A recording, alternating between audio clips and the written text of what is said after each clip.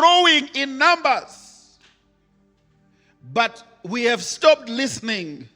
And as Tufts puts it, it's now the glory that has departed. We talk about the former days when we were at Midrand Conference Center.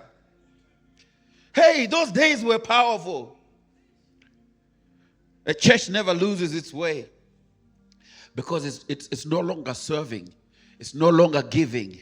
It's no longer building. It loses its way because it's no longer listening. Point number 2, God forms people through repetition. Somebody say there's power in repetition. Say there's power in repetition. God forms people through repetition. One of the greatest misconceptions in modern Christianity is that maturity comes from constantly receiving something new. We are so fixated on a new word. In fact, even here, I wish I could rebuke some people by name. They're so fixated on hearing, what is next? We want to hear the next one. We're so fixated on a new word that we keep riling up the preacher to go deeper. And I told you a few weeks ago, you cannot swim in deeper waters when shallow waters did not train you. If you don't understand how to navigate the shallow, how can you desire deep?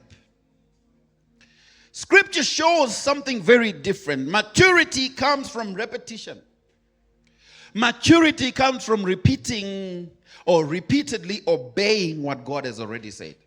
I know you're looking for something. God, give me a word. God says something. Mfundis, do you have a word for me? God said, God already has a word for you. It's in 66 books.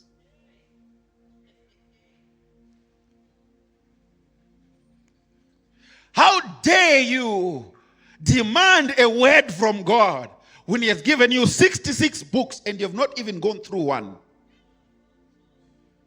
And you say, knocking on heaven's door. What if the things you are knocking for are already close by? What if the things you're knocking for are already given? Which child knocks on his father's door for bread if his father is present? And yet we keep going back to God. Give us again our daily bread. And we're not even praying it from understanding. We're just desperately hoping he is not a Jonas. Maturity comes from repeatedly obeying what God has already said. Somebody say, God has spoken. Let the church say amen. Let the church say amen. God has spoken. Let the church say amen. Deuteronomy 6, verse 6 to 9. Not 6 to 9 months. 6 to 9. And these words which I command you today shall be where? Talk to me. Shall be where? In your heart. Verse 7. You shall teach them diligently to who? To your children, and shall talk of them when you sit in your house, which is filled with Jonas right now. To the point that you are even contemplating letting go of the relationship. He says you shall talk of them when you sit in your house. When you walk by the what are you talking about? Not road rage. What are you talking about? These words. When you lie down and when you rise up, you shall bind them as a sign on your hand, and they shall be as frontlets between your eyes. You shall write them on the doorposts of your house and on your gates. Imagine to what extent is what God said written in your life. In which places is the word of God prevalent, visible in your life? In your phone. Some of us carry the word of God everywhere in our phone, not in our hearts. We have the book at our disposal, but it's not in our hearts. We want grace to speak for us, but we are not related to grace. He says, these words I command you today, that's verse 6, shall be in what? Your heart. You shall teach them diligently to your children. Do you notice the repetition? He is not saying there is a word for your heart. He is not saying there is another word to teach children. He's not saying there is another word for the house, for the lounge. He's not saying there's another word for the bedroom when you lie down. He's not saying there's another word for when you need to rise up. There is not another word for when you need to sit down. There's not another word to put on your hand, and another to put on your doorpost, and another to put at the gate. He says the same word I have spoken must be hidden in your heart. The same word I've spoken must be taught to your children. That same word must be the word that's in your house. That same word must be the word that you go to lie down with. That same word should be the same word that you rise up with. That same word should be on your doorpost. That same word should be on your gate, so that as you go in, as you go out, you are constantly meditating day and night. This book of the law, may it never depart from your lips. So do you notice the repetition? It says when you sit down, when you walk, when you lie down, when you rise. But the problem is when you sit down, you've got a black thing or a silver thing in your hand. And that's the thing you're talking about. He says repeat the same truths again and again and again and again. Why? Because repetition creates a culture where at some point, even the children can finish the sentences. Everybody knows it's child. My wife knows. In our home, there is a sound. When you hear that sound, you start to tiptoe. Whenever that sound plays, she says, okay, I know it's time. It's time for me to move out. Go somewhere else. Go upstairs. Because repetition creates what? A culture. You are supposed to build a culture. We're not talking about a comfort zone. No. A culture, an industrious culture of seeking God. Seeking God's word. Searching the scriptures. 2 Peter chapter 1, verse 12 and 13. For this reason, I will not be negligent to remind you always of these things, though you know and are established in the present truth. Yes, I think it is right, as long as I am in this tent, look at the tent, to stir you up, reminding you. What does he say? I know you already know the truth. The truth is already established among you. Present truth is already established among you. But for this reason, I will not be negligent to remind you, even though you know it. He says, as long as I'm alive, I pledge this to you too. As long as I'm alive, I will repeat myself until I repeat myself, until you catch it, until you can repeat it, until you can repeat it to your children and to your children's children. So Peter says, therefore, I intend always to remind you of these qualities. I intend, even though you know them, even though you are established in present truth, I intend to remind you. So Peter is saying you already know this. A lot of us, the things we struggle with, we already know the answer. We already know what God thinks about the issue. We already know what God says about the issue. But it must be repeated because it ought to be said again and again, because repetition, you have a pastoral ministry over your life. You have a pastoral ministry over your soul. You have a pastoral ministry over your spirit. And so when you repeat and repeat again and again and again and again, you are teaching your spirit, Tiani. You are teaching your soul. You are teaching your mind. You are pastoring yourself. So repetition is pastoral ministry. Pastors, aspiring pastors, it's not pulpit ministry. Some are already pastors, but they deny it. Philippians 3 verse 1. Finally, my brethren, rejoice in the Lord. For me to write to you the same things is not tedious. Do you see that? For me to write to you the same things is not tedious, but for you it is safe. He says to write the same things to you is not trouble to me. It is safe for you. Paul literally is saying, I am repeating myself for your protection. I am repeating myself for your safety. Perhaps when God repeatedly speaks to us as a church, and he talks to us about the house of God, and he talks to us about stewardship, and he talks to us about partnership, he talks to us about his presence. If your presence does not go with us, do not bring us up from here. When he talks to us about returning to your first love, when he talks to us about prayer, when you hear these repeated things, the things, Tiani, you've been with me. How long have you been with me? And you have heard me repeat things over and over and over again. God is not changing the subject because he is not finished.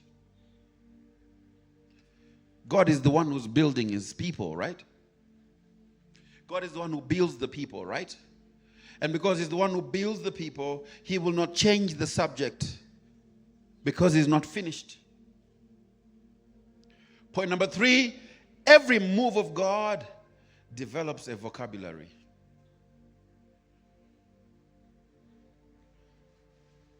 If you were here on Friday, you will know I'm piggybacking from what I was sharing on Friday on that summit. Right? Every move of God develops a vocabulary. Throughout Scripture, movements of God developed a language. We've learned from Acts chapter 2, from verse 42 to verse 47, them continuing steadfastly in the apostles' doctrine. Don't go there. And in fellowship and in the breaking of bread and in prayers, moving from one house, and fear coming upon every soul.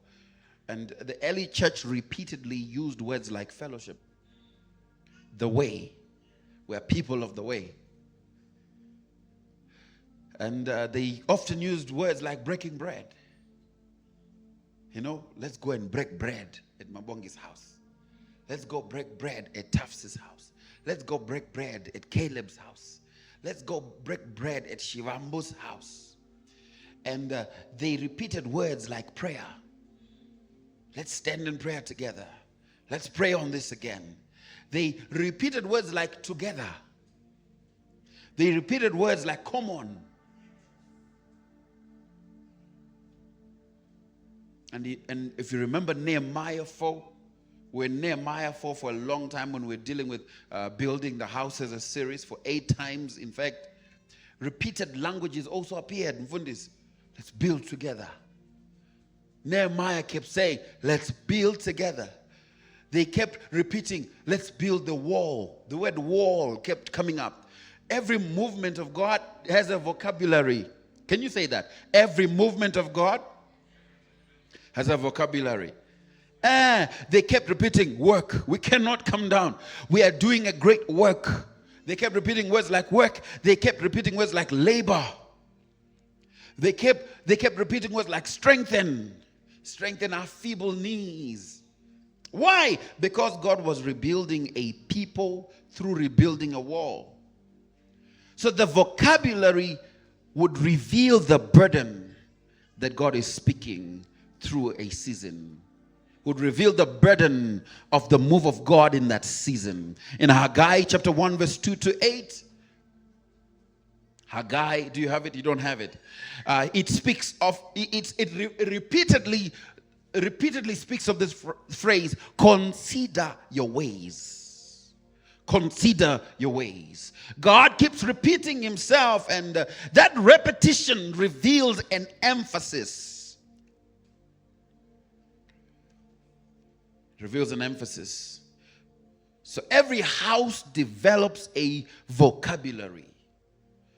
The sound of the house. Every house develops a language, and that language reveals the burden of that house. And the burden reveals the assignment. And as you hear God speak continually and reveal the burdens of the house, he is actually setting you up for an assignment. If you're writing notes, point number 4, the sound of a house is what it repeatedly hears. Romans 10 verse 17, it says, so then faith comes by hearing, and hearing by...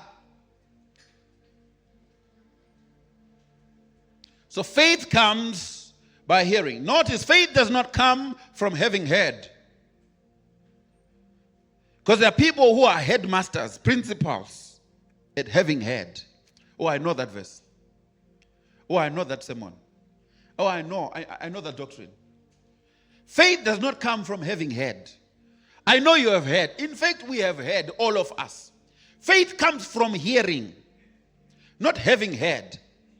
From hearing, it is continuous. Continually hearing, repeatedly hearing. Faith will continue to come. That's how you move from faith to faith. That's how you move from glory to glory. You missed it. That's how you move from strength to strength. In John 10, verse 3 to 5, do you have John 10, verse 3 to 5? It says, to him the doorkeeper opens.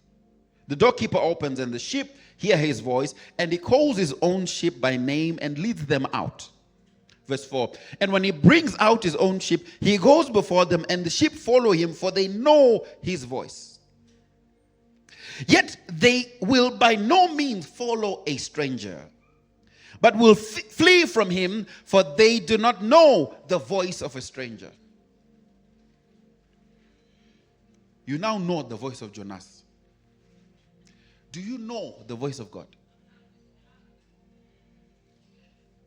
You follow every voice, and some of you only watched it because of the noise on the internet. I have purpose in my heart. Once I see noise, I am not going there. Because often that noise is misleading.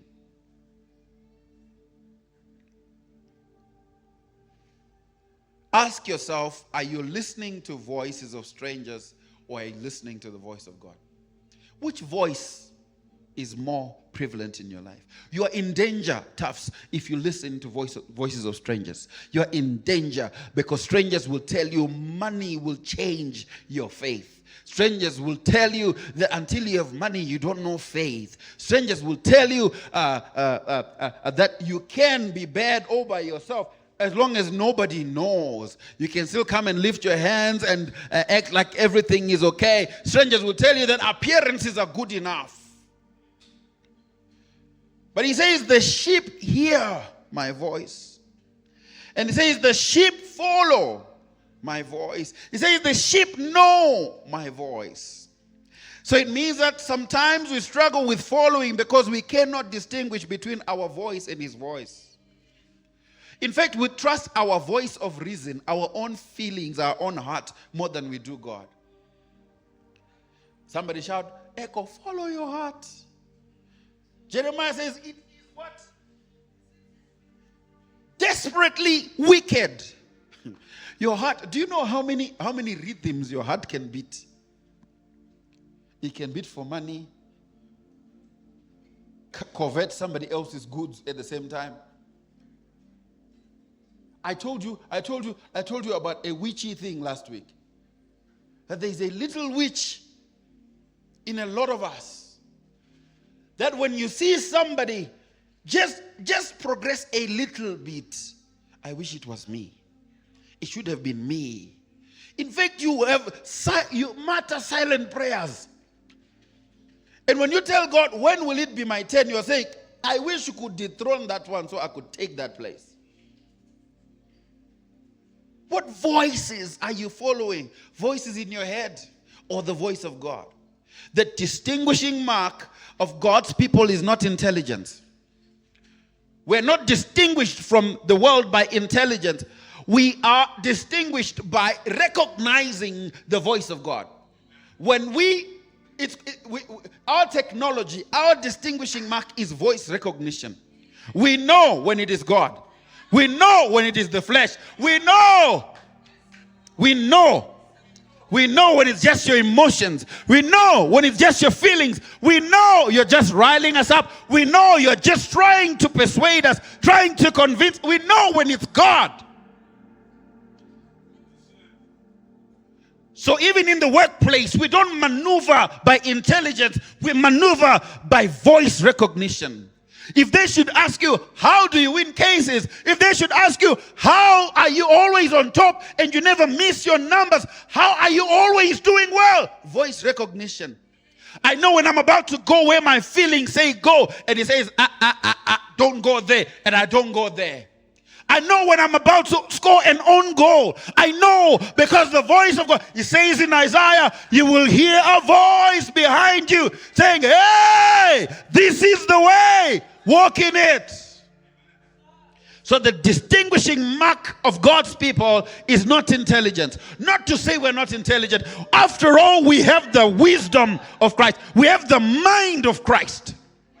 But our distinguishing marks are voice recognition. Because in verse 27 of John 10, he says, my sheep hear my voice, and I know them, and they follow me. The sequence is very important. He says, my sheep hear my voice. You cannot know who you cannot hear. They hear first, and from hearing my voice, they know me. And from knowing me, they follow me.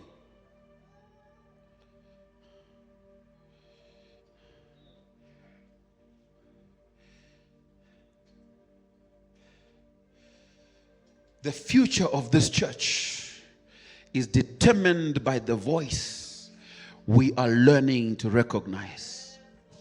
Oh, I pray that you're pricked in your heart to desire the voice of God daily. Hey, point number 5, songs are the echo of what a house hears. Notice what we sing. I'm very particular with them, hey? We're not playing games here. We're not trying to massage our feelings. Hello.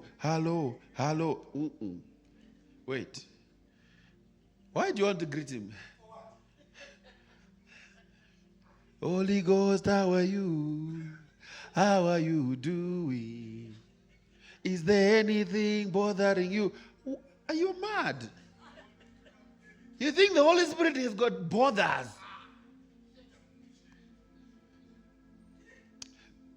Elijah one time had that thought.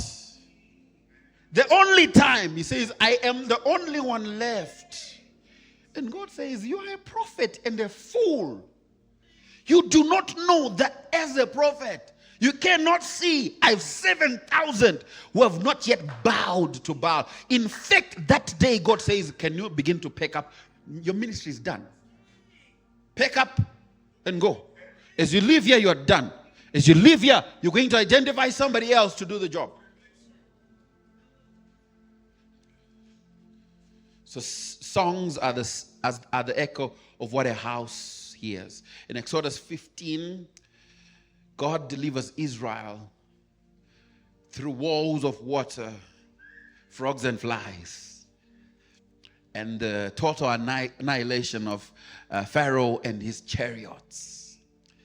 And Moses sings a song. The song of Moses. Who knows where the song of Moses is found?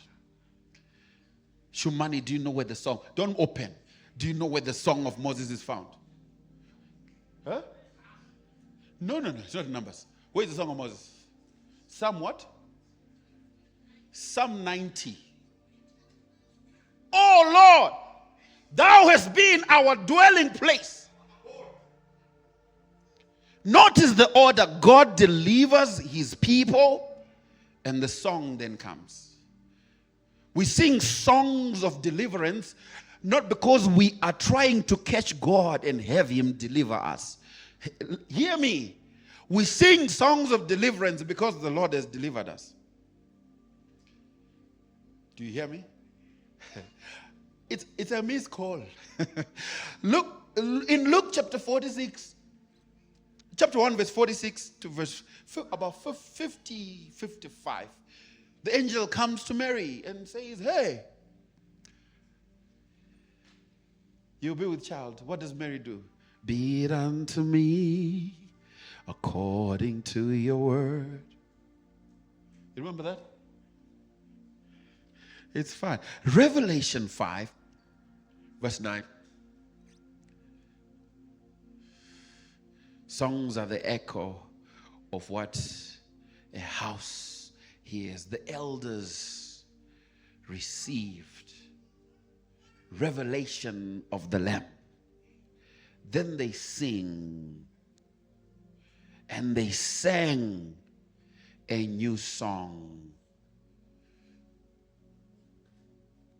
saying, you are worthy to take the book and to open the seals thereof. For you were slain and have redeemed us to God by your blood out of every tribe and tongue and nation.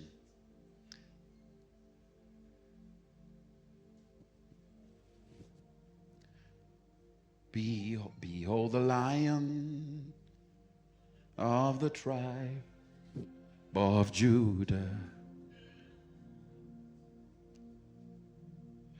the root of David has prevailed. Behold the Lion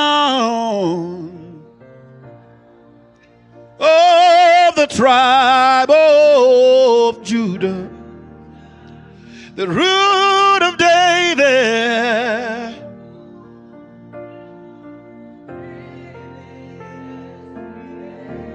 To open the book, to open the book, and to lose.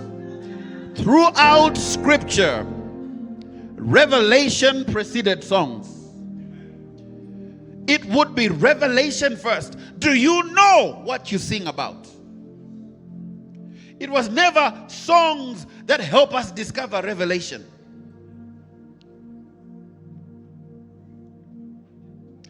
I was conducting a songwriting teaching on Friday, and we're here for a global platform, and I want to echo some things as I close. Songs are not the sound of the house. Tendo, you hear me? When we talk about the sound of the house, we're talking about the voice of God. Songs are not the sound of the house. In fact, I'm glad that for a season we even stopped singing our own songs, because you can be so infatuated with your own little intelligence. Songs reveal the sound of the house, but they are not the sound of the house. A song is simply revelation that learned how to sing. Did you catch that, Mabongi? A song is revelation that picked the voice and the key and learned how to sing. In this church, we've sang songs. By singing songs, I'm talking about the voice of God. Nehemiah 2:18. Let us rise up and build. Revelation 2:4-5. You have abandoned the love you had first. Return to your first love. Exodus 33, verse 15. Chimbira narine. Chimbira narine. Arifuni uchimbira riro. If your presence does not go with us, do not bring us up from here. 1 Corinthians 4 verse 2, it is required of stewards that one be found faithful. Philippians 1:5, partnership. Because of your partnership in the gospel, I'm quoting things that have been spoken out of this place. Mark 4:39, peace, be still. I will be still and know you are God, my God. I will be still, yeah, and know you are God, my God, my God. Nzitembewe nansena, nzitembewe na, nzitembewe nansena, mbewe na, nzitembewe na, God, my God. Mark 4:39. Peace, be still. He is still speaking peace. Even now, the wind stopped, the sea obeyed. The disciples wonder, what manner, what kind of man is this, who speaks to storms and wind, and in response they obey.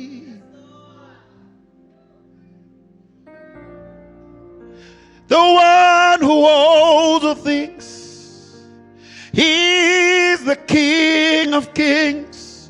There is no other name but Jesus.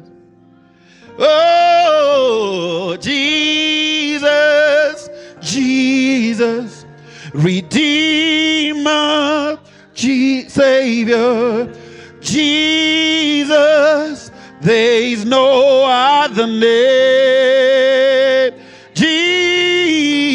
Jesus, Jesus, Redeemer, Savior, Jesus. There is no other name. We grew up saying, lift up your hand and feel His holy presence. Jesus, can you help me? Jesus, He's here. Lift up your head. Lift up your hands and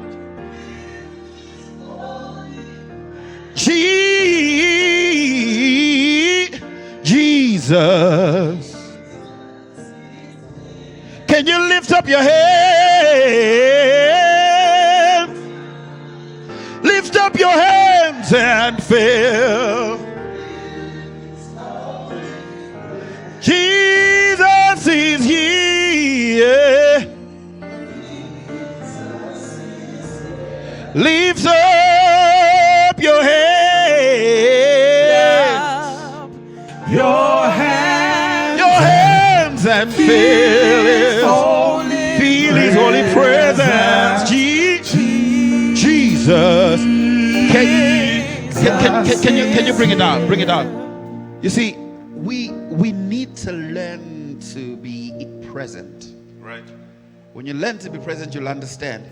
You cannot say, here on our knees while you're standing. You cannot say, lift up your hands and your hands are down.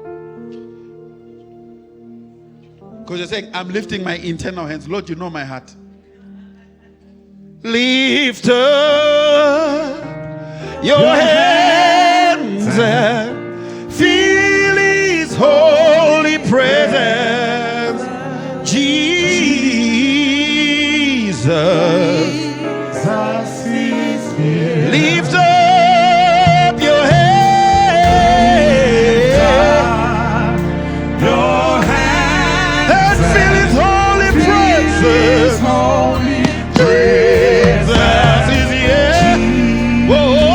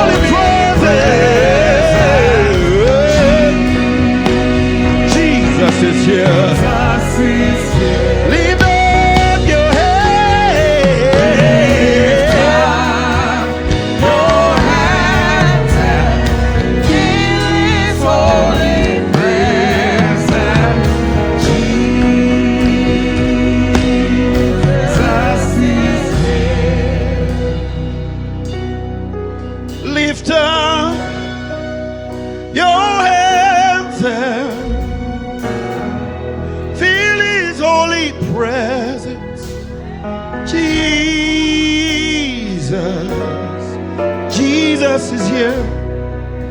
Can you see his face? Can you hear his voice? Lift up your hand and feel his holy presence. Jesus. Can we stay here a little longer? Lift up your hands. Oh Lord, my hands are raised. Oh Lord, thank you for your presence, Jesus. Oh Lord, thank you for your presence. Can you lift up your hands this morning? Lift up your hands. Thank you, Jesus, for your presence. His holy presence. Jesus is here. One more time. Lift up your head. Lift up your hands. I'm here in your presence, Jesus. I'm here in your presence, Jesus. I'm here in your presence, Jesus. I'm here in your presence, Jesus. Yes, Lord. In Amos chapter 3, verse 8, the lion has roared. Please, please, please, please, please. The lion has roared. Who will not fear?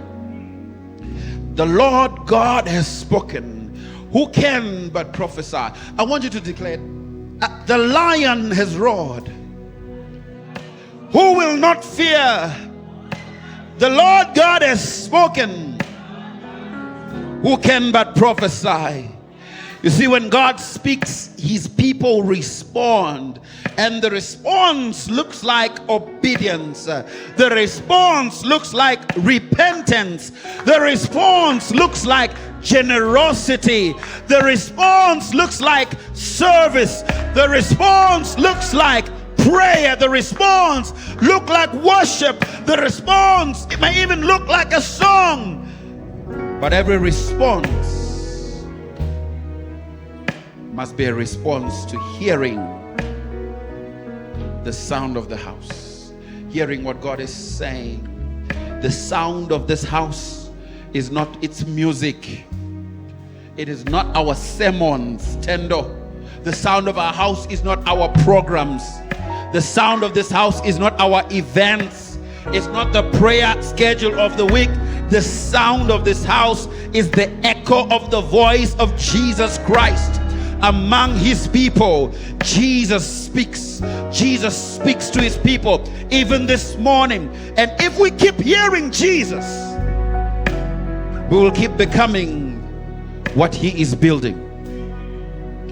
If we keep hearing Jesus, we will keep becoming what he is building. Chimbirana rine, chimbirana rine, arifuni uchimbira riro. Don't slow it down. Chimbirana rine, chimbirana rine, chimbirana rine, arifuni uchimbira riro, chimbira narine, muzimu wachirizi, arifuni uchimbira.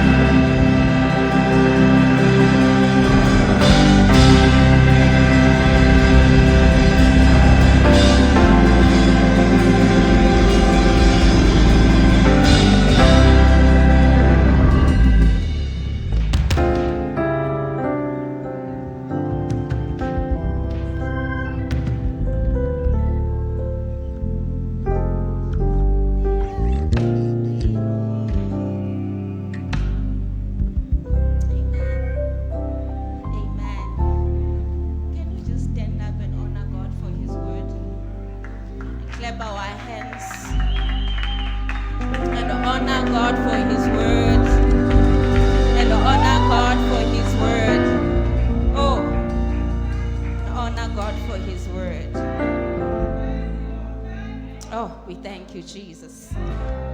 Thank you, Jesus. We thank you, Jesus. Thank you, Lord. Thank you for your word. Can we just stretch our hands to our Father? I know I'm supposed to do what I'm supposed to do here, but can we just stretch our hands to him? You know, we are being fed, and it is something that I plead that we do not take for granted. Can we just stretch our hands to him and pray that wherever he took from, the Lord will replenish, that he will never run dry, that his all will continue to increase in the name of Jesus. Father, we are praying. We thank you, Almighty God, for the shepherd that you have placed for us. We thank you in the name that is above every other name. We pray that, Lord, you would continue, mighty God, mighty God, mighty God, to increase him. Oh, mighty God, for our sake, in the name that is above every other name. We pray as a church, oh God, mighty God, in the name that is above every other name, that he will never run dry.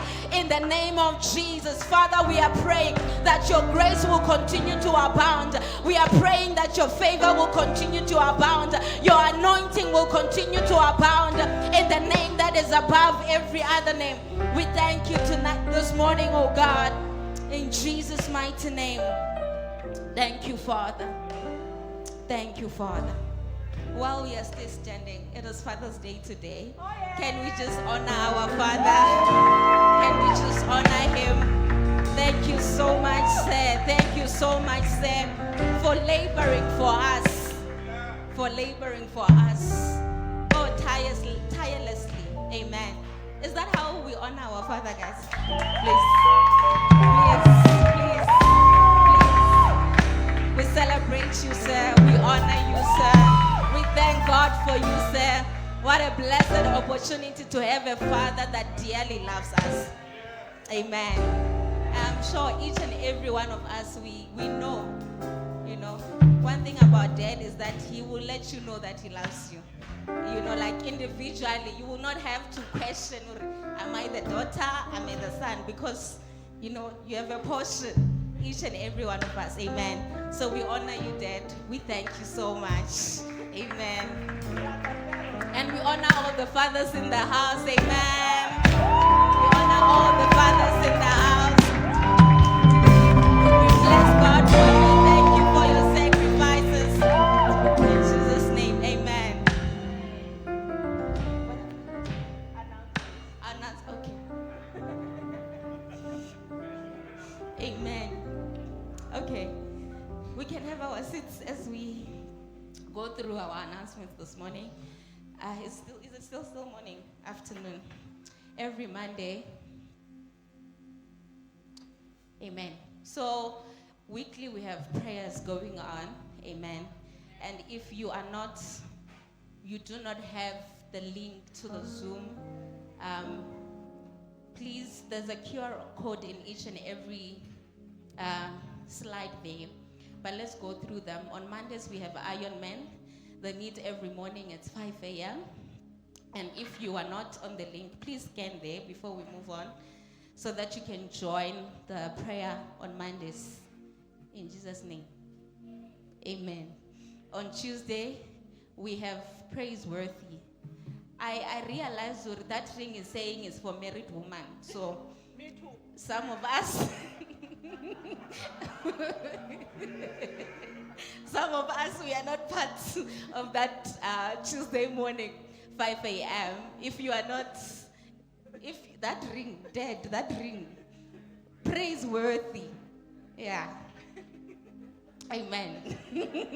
On Wednesday, we have leaders' prayers at 5 a.m. The same Wednesday, we have our house-to-house. Amen. In our house-to-house, we have a language. Shalom, shalom. Shalom, shalom. Amen. Shalom, shalom. On Thursdays, we have our Bible studies. That is at 6 p.m. Please join the Bible studies, Basalan. Oh, on this past Thursday, we were being taught about returning to our first love. Amen. Because that thing needs to be hammered every day.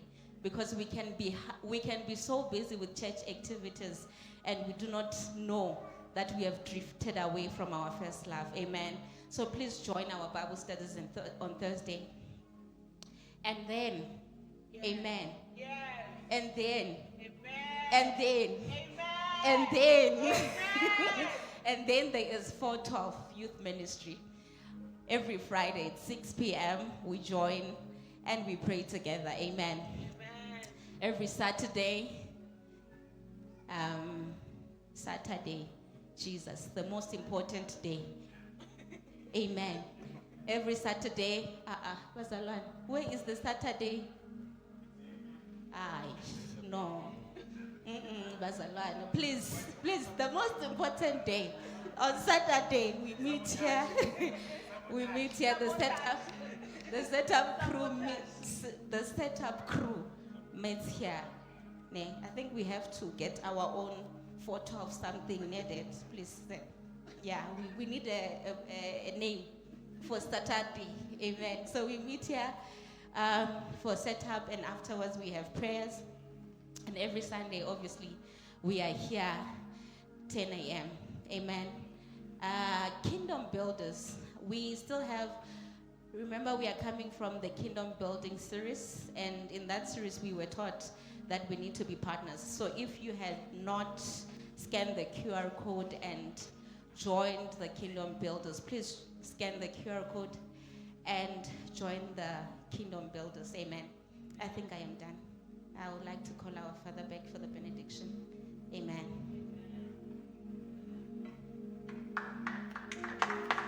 I would like to remind you, you have one Father in the Lord, and that is Jesus Christ. I know that it's a culture thing, and it is fine. I honor you, and I appreciate all of you. But we must rebuke the spirit of happy socks. Can we not receive happy socks when we get home? We want to rebuke that spirit right now. All mothers, all children, stretch your right hand right now. Let us rebuke that spirit in Jesus' name. We are tired of happy socks. We are worthy of better. Huh?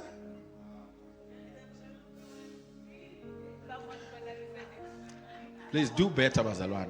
Eh? Gadgets Nyana, 17 Pro Max. You know? New tires. You know? A man cave, Nyana.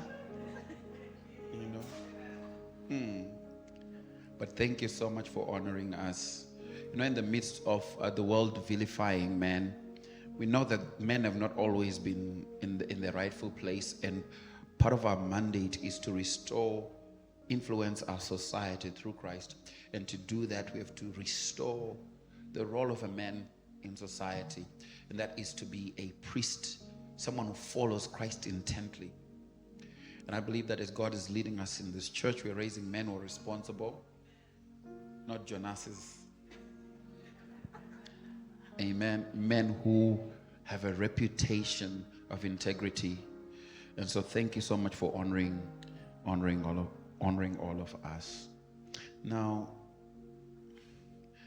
may the God of peace, he who brought up our Lord Jesus, that great shepherd of the sheep, from the grave, through the blood of his everlasting covenant, make you complete in every good work, to do his will, working in you what is well pleasing in his sight, through Jesus Christ, who be glory forever and ever. Amen. I desire for you to go with the understanding that there is a voice that should be louder than every voice in your life. That is the voice of Christ. Louder than the voice of even your spouse. The voice of Christ. Louder than the voice of pressures from society. It is the voice of Christ. May you listen to that voice. And may you go home and go into your week knowing that in Christ Jesus you are more than a conqueror. God bless you.